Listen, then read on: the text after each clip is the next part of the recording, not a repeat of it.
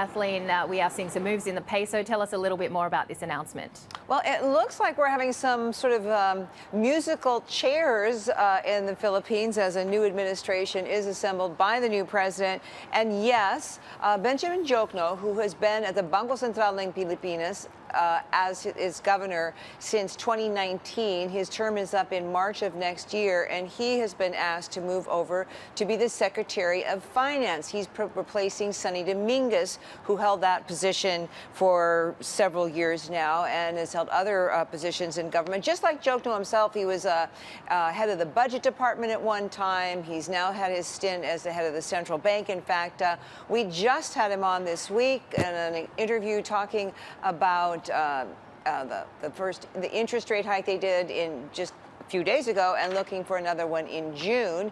And in fact, we spoke to him also in late April regarding the IMF and World Bank meetings and all that was going on there. Now, what's also interesting is this is all, everything's in train right now. We just learned that Felipe Medalla is going to replace Benjamin Diokno at the head of the central bank. He is the director for National Economic and Development Authority. He's also already a member of the policy board of the Bangko Sentral ng Pilipinas.